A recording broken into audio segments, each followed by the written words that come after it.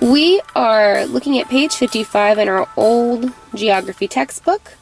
We're going to do question 1 and 2. Our first question is, what is the elevation of the land around the Gulf of Mexico and Hudson Bay? So, first off, we have to read the titles of the maps that are available. So we have our first map that's available, the United States and Canada physical map. Then over on this side we have Natural Hazards of the United States and Canada, Canada, United States, landmass and population. So, now that we've read our titles, we have to figure out which map would be best for elevation. And we know that this is something made by nature, so since I'm wondering about elevation, I'm going to be looking at the map on page 54, which is the physical map. Now that I've read the title, I now am going to look at the legend, and I'm going to read the whole legend. Right, now that I have read the whole legend, now I can match the colors and symbols on the map with the colors and symbols on the legend. So I'll take a bit and I'll preview my map there.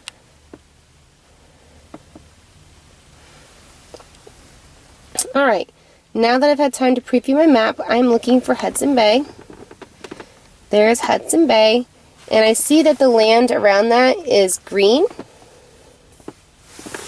And down here, that green, if I'm looking at feet, means that the answer will be between 0 and 650 feet. So I put a 0-650 and then feet. And that would be my answer. Now our next question is, where are most of the volcanoes in the United States and Canada? So I've already read my titles, and I'm going to come up here and I'm going to look at the one that is titled Natural Hazards of the United States and Canada, because volcanoes are natural hazards. Now that I've read my title, I'm going to read the whole legend. And I do know that I am interested in volcanoes. And you can see here, volcanoes represented by a red triangle. I'll take a moment and I'm going to match up the colors and symbols on the map with the colors and symbols in the legend, especially looking at the red triangles. And I will see that these red triangles are all over here on this side of the United States. And if I think about what would be on a compass rose, that would be along the Pacific coast, pretty much in the northwest, because there's quite a few up here in like Alaska too.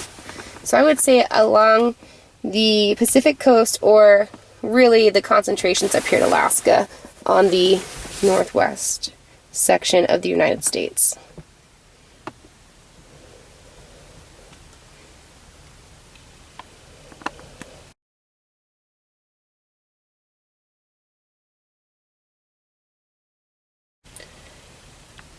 Alright, I'm looking at page 145 in my old textbook, and we're looking at question 1, which is, which countries have no coastline?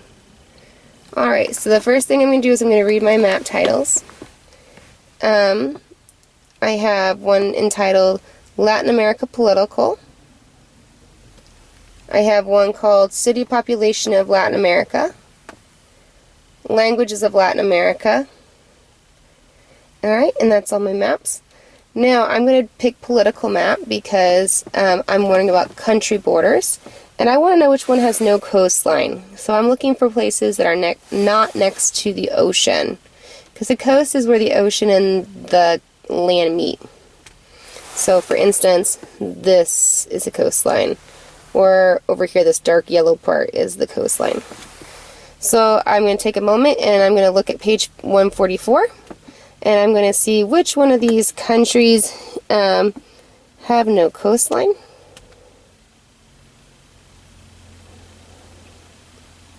Alright.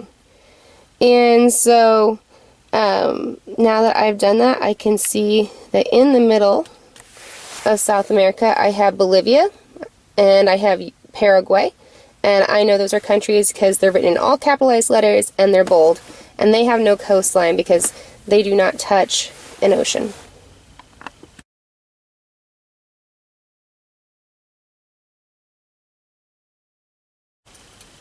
I am looking at 178, and at the top there is a map, and that map is entitled Mexican Territory Lost to the United States as of 1853. And my question that I'm going to answer is question number 1, which is, what river formed the new border between Mexico and the Texas Territory? Now I'm going to go ahead and tell your answer. Hopefully you've paused and you've actually tried it. The answer is the Rio Grande River. And so here's how you do that in case you didn't know. So you read the title, which we've already done. After you read the title, then you're going to read the legend. And then you're going to match the colors and symbols on the map with the colors and symbols on the legend.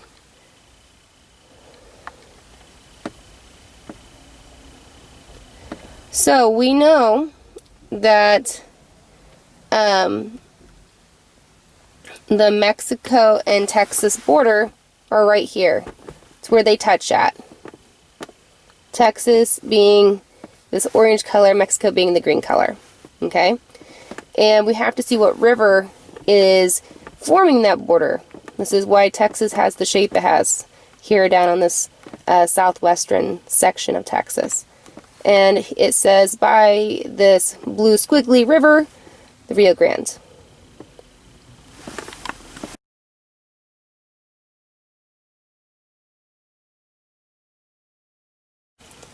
We are looking at page 204 in our old geography textbook, and our map is at the top, right there. And we are looking at question 1 and 2. Number 1 says, which two nations are located on the same island? So let's go here and read the map title. Political Map of Central America and the Caribbean in 2001. Alright, so I'm going to tell you the answer, and then if you don't get it right, then definitely go through the tutorial. Hopefully you've paused and thought about this. So the answer to number 1 is Haiti and the Dominican Republic. Here's how you got the answer. So I've read the title, now I read my legend. And I noticed that the borders are going to be in this white color. Okay? Now I want to know which two nations are located on the same island. So as I'm previewing the map and matching the colors and symbols on the map with the colors and symbols in the legend, I'm going to be thinking, okay, are they on the same island? So see, these aren't even islands because they're not surrounded by water on all sides. Cuba's an island, but there's only one country. Remember that countries are written in all capitalized letters and they're bold. Yeah, Jamaica isn't sharing anything with anyone. But here's Haiti, and here's the Dominican Republic, and there's their white border right there. And they're on one island. They're sharing a border. So that's how you got Haiti and the Dominican Republic as your answer to number 1. Number 2. Which Central American nations border Mexico? So again, I scroll out. I've read my title. And I've already read my legend. I've already matched my colors and symbols on the map with the colors and symbols on the legend. Now, the answer to this is Belize and Guatemala. So, this right here is Mexico. Now, if you did not know that that was Mexico, then you would have to flip to the front of your book.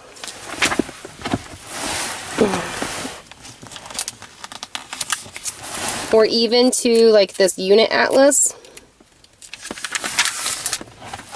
No, it doesn't say it. Yeah, you have to go to the front of your book then. I'm doing this in my car, so my book keeps slipping down. And if you look over here where the United States is on A4, A5, you'll see Mexico And right underneath that you see the word Guat, that stands for Guatemala, and then you see Belize. And if I flip back to page 204,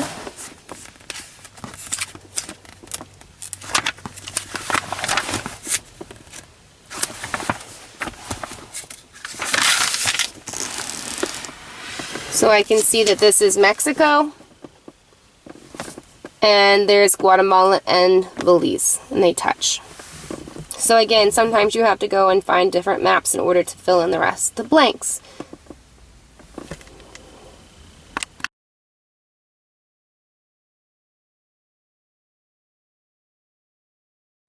Alright, we are looking at page 232, and this map is called European Colonizers of South America in the 1500s.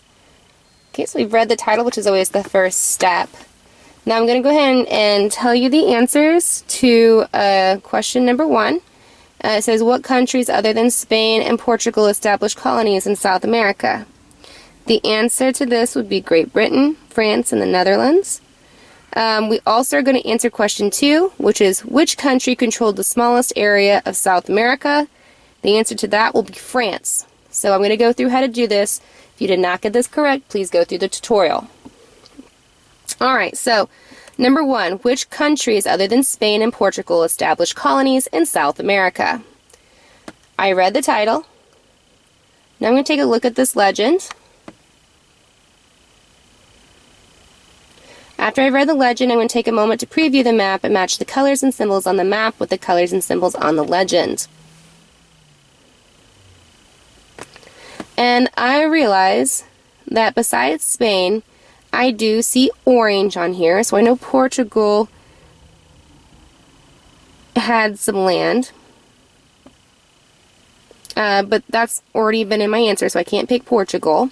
I see some green, so I know Great Britain is going to be an answer. I see some pink kind of up here at the top, and so I know France is going to be one of my answers. I see some red, so I know the Netherlands is going to be one of my answers. I also see like this purpley color, see quite a bit of it, so I know Spain could have been an answer, but they said I wasn't going to include that because it's already in the answer. It's already in the question. And so I can see that my answers are going to be Great Britain, France, and Netherlands. Question number 2. Which country controlled the smallest area of South America? Looking up here, the smallest bit of land is right up here, that pink spot. And according to the legend, pink is France. And so that's how France becomes your answer.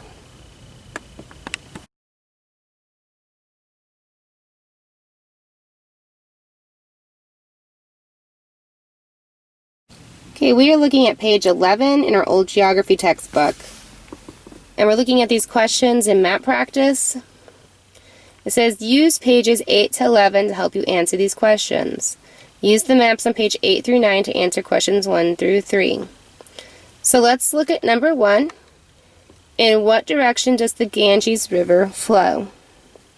So, I'm already going to tell you the answer, so make sure you've already paused and answered this. The answer to that is southeast. Okay, so I'm flipping to page 8 and 9. And I had to figure out where the Ganges River is. So I'm going to be using a physical map since a river is something made by nature. And that's on page 8. And the first thing I'm going to do is I'm going to read the title, South Asia Physical. Then I'm going to come down here, I'm going to read my whole legend. Once I've read my legend, I'm going to match the colors and symbols on the map with the colors and symbols on the legend. Keeping in mind that we are looking at elevation. Elevation is how high land is above sea level. On this map, anywhere where it's the dark brown color is going to be high elevation, like where mountains are at. And then as we go to the yellow, it gets lower. And as we get to the green, it's low. And now that I've done that, and I've taken time to match the colors and symbols on the legend with the colors and symbols on the map, I now can look for the Ganges River, which is right up here. So this blue squiggly line is the Ganges River. I'm going to take a moment and just trace that river with my finger. Okay, but the river could go this way too. We're used to thinking that this way is down and this way would be where water would go, but it all depends on the elevation, because water is going to flow from high to low. Gravity's going to pull that water down. So let's take a look here. Our high elevation's here, according to the legend. In fact, that's the highest elevation, is the brown colors. So we know this is high elevation. In fact, it says Himalayan mountains, so we know that's going to be high. As we're going this way, we get into some green. Green is low elevation, and in fact, it's the lowest that is on this map. And so we know the water is going to go from high to low, and it's going kind of towards the east, and it's going also south, so we're going to call that southeast. Now be aware that if the mountains were down here and the lowland was up here, then we would have changed our answers to northwest, but that's not the case. So your best answer is southeast. We are looking at page 11, number 2. Kathmandu is the capital of which South Asian nation? And because we're talking about capitals, I know that I'm going to want a political map. The political map is located on page 9. And when I get there, I'm going to read the title, South Asia Political. Then I'm going to read the legend. And I'm going to notice that the star is representing national capital. And now I got to find where Kathmandu is. And there's the Kathmandu and its star. Keep in mind that the city is where the star is located. It's not where like the M or the N or the D is located. And the star is in this reddish color, and that means it's a part of Nepal. I know that Nepal is the country name because it's in all capitalized letters and it's bold. So Kathmandu is the capital of Nepal. I am looking at page 11, specifically number 3 in our old geography book. Which city is closer to the Thar Desert? Lahore, Pakistan, or New Delhi, India? Keep in mind that Lahore is the name of a city located inside the country of Pakistan. New Delhi is the name of a city located inside the country of India. So I could say something like Washington, D.C., United States. That would be like the same thing as me saying, say, like New Delhi, India.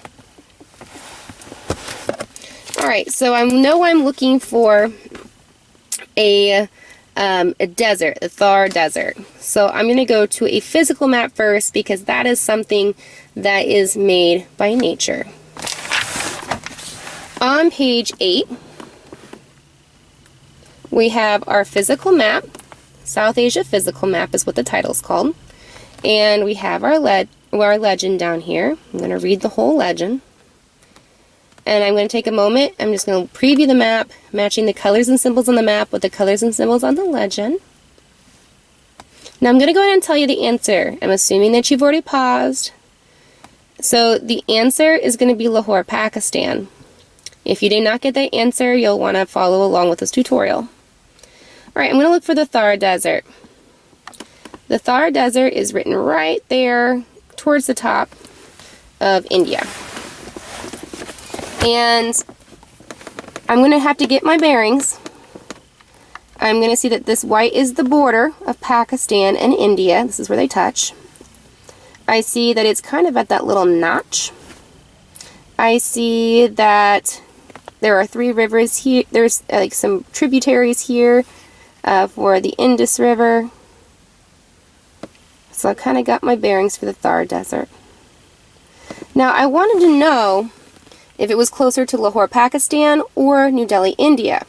So now, since this physical map does not have cities on it, because cities are made by man, I'm going to have to use another map. Excuse my phone. So, if I look over here on page 9, I'm going to see the South Asia political map. And I'm going to take a moment and I'm going to read the legend.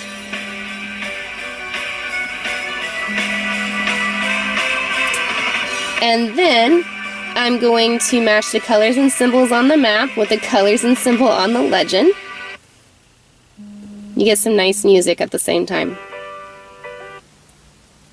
And I am now going to try to find the city of Lahore, Pakistan. It's right there where the dot is. It's not where the L is or the H, it's right where the dot is. And then New Delhi, India is right there where the star is. It's not where the N is, it's where the star is, okay? That's important that you know exactly where those cities are located. Now remember, the Thar Desert on our physical map, it was where this notch was, okay? So if I come over here and I see this notch, okay, this is where the Thar Desert was written. So this is the Thar Desert. Now at first, you might think that it's closer to New Delhi because that's really close to the N. But that is not where New Delhi is located. New Delhi is located where the star is at. So in fact, the Thar Desert is closer to Lahore, Pakistan's dot. So Lahore, Pakistan is the answer. It's closer than New Delhi to the Thar Desert. We are looking at page 11. We're going to be doing number 4 next. In fact, this is going to be the last one on this page we're going to do. It is, why are only a few nations shown on a cartogram? So take a moment, if you haven't already, and pause and think about that. Alright, so the reason that only a few countries might be shown on a cartogram map, like the one on page 10, is because you have to meet the minimum requirement to even be on the cartogram map. So, like on this oil reserve cartogram map on page 10, you have to have at least 1 billion barrels to get a square. So if you are a country that only has, say, 500,000 barrels, then you don't get a square. And so you would not actually be on the cartogram map. In fact, you can look at this cartogram map and see that there are multiple countries that are not showing up. Like you're missing a big chunk of the world. And definitely the countries look very wacky. Like the United States does not look like that. The UAE is way bigger than what it should be because the UAE is a tiny, tiny country. There's big chunks of Europe missing. And that's because they do not have 1 billion barrels of oil in reserve. And that's what you have to get a square. Okay, we're going to look at a world population map. This map is on page A10 in the front of your old geography book. And the first thing you do, of course, is read the title, so world population. And then you're going to take a moment and you're going to read the legend. Once you've read the legend, you take a moment and you match the colors and symbols on the map with the colors and symbols on the legend. Noticing kind of like what places are dark red, what places are like light yellow. Are there any patterns? Alright, so my first question is, what is the population density around the Yukon River found in Alaska, which is part of the United States? The population density around the Yukon River, which is a part of Alaska in the United States. So the first thing you need to do is you need to figure out where the Yukon River is. And since you probably don't know where that's at, you'll probably want to look at a zoomed in map of North America. And to do that, you are going to flip to A1. And on A1, we're looking for North America. And since I'm wanting a river, which is made by nature, I look for the physical map, which is on A24. Alice is helping over here. Oh, that's not North America, that's South America. There we go. A22, my bad on that. Okay, so we're looking here at the North America physical map. And that is on A22. And we are now going to read that legend just to make sure we know what we're looking at. Okay, but we are specifically looking for a river. And I told you it was in Alaska, so we know it's up here. And there's the Yukon by the Squiggly River. And the Yukon River, you have to be able to get your bearings because it's not going to be labeled on the other map. So if I look at the top, it goes 1 notch, 2 notch, and then if I zoom in here, you can see by the 3rd notch, sorry it's kind of blurry, doesn't like me zoom in that far in. By the 3rd notch, I have a U-shaped part of the river. Alright, so now we're ready to go back to our population density map. Okay, again, this is on A10. Alice is being super helpful right now. Stop that. She's trying to flip the pages. You think that's funny, huh? Alright, so now we're here in the United States. Here's Alaska up here. So if we look at our notches, 1, 2, 3, U-shape, that's the Yukon. So we found the Yukon River. Now the color surrounding it's yellow. So let's go back to our legend and see what yellow means. And yellow, we're going to do per square mile. So per square mile is not in the parentheses. Per square kilometer is in the parentheses. So do not worry about the parentheses since you don't live like in Australia or like Europe. And so we're looking at yellow, and so that means under 2. So your full answer would be under 2 people per square mile. If you did not have the words per square mile, or sorry, people per square mile, then you'd be wrong. Because it could be penguins per square mile or squirrels per square mile. We're looking specifically at people, so it needs to be people. And we're looking at square mile, not say 4 square mile or something like that. So we want to put people per square mile. So again, the answer is under 2 people per square mile. You would need all of that to get the answer.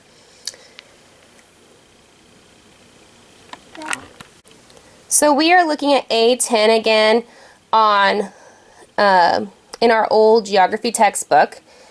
This is the world population map, and I would like to know the population density for a city in Asia called Yekaterinburg.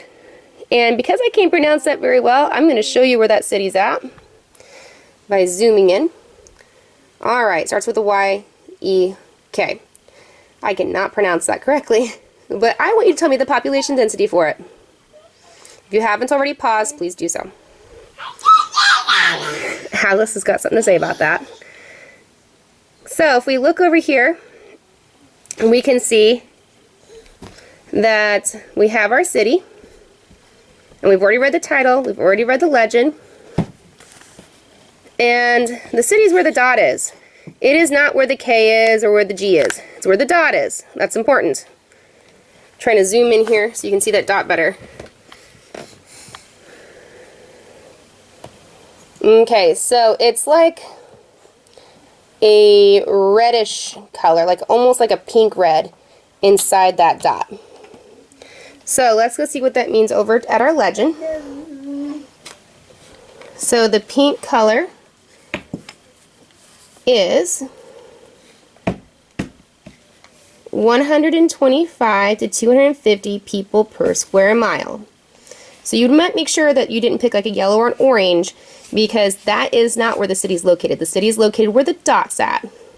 You also need to make sure you have a full label. So it needs to be people per square mile, because we're not looking at pandas or moose, we're looking at people. So it should be 125 to 250 people per square mile. Make sure you don't do the stuff in the parentheses because we're not doing kilometers. Alright, we are looking at A13 in our old geography book. And according to this map, we're looking at a world economies map. So there's our title. The next thing we need to do is we need to read our legend. So we have little or no activity. Little or no activity means that they don't probably do a lot there. There's not a lot of trade going on, not a lot of businesses. This is probably in a place where they have maybe desert or really mountainous terrain. Terrain is like what the land looks like. Sorry if this is kind of wobbly. I'm getting attacked by a baby. 1 second. Alice. There we go. Alright, you also have nomadic herding. So that's where they are just kind of going around the countryside herding their sheep. Kind of think about like what you would think of if you're a person that knows things about like the Bible or has seen like stories set in the old days, if you will, where they wouldn't have their sheep in like a fenced-in area. They would have shepherds that would bring them out onto these open plains and such to eat. Then hunting, forestry, and subsistence farming. Subsistence farming, that's where you are farming just for food for like your family. You don't have like a lot left over to go and sell. It's really just food for you guys to eat. Forestry, that's like trees and cutting down trees, for instance, for lumber. Agriculture, so that could be anything from like growing wheat or barley, cotton, soybeans, corn. Stock raising, so that's like having livestock, so raising sheep or cattle, pigs. Manufacturing and commerce, so they're making things. They're taking that cotton and making it into a t-shirt, or they're assembling vehicles. Commerce, like trade, businesses, and of course fishing. Alright, give that back, Alice. No. So, my question for you is, what is the main economic activity in the country, actually in the city of Melbourne, Australia? And I did pick a city that was on here, but just know that if you didn't have that city listed, you would have to go to a political map to find it. Alright, so, read the title, we've read the legend, we've matched the colors and symbols on the map with the colors and symbols on the legend. Let's zoom in here and see Melbourne. Melbourne has a red color inside the dot. That is where Melbourne is. Melbourne is not where the M is, it's not where the N is, it's where the dot is. So the dot is like a red color. So we go over here to the legend, and we look at the legend. We can see red is manufacturing and commerce. So Melbourne's economic activity, the main one, is manufacturing and commerce. That doesn't mean that they don't have anybody like doing like any agriculture there. There's probably people who do that too, but the main thing is manufacturing and commerce.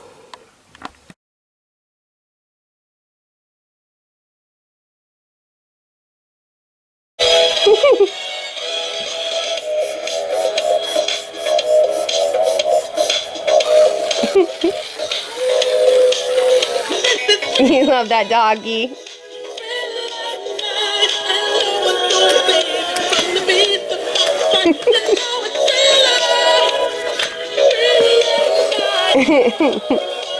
Are you dancing with that puppy? Kissy sounds. You love the puppy.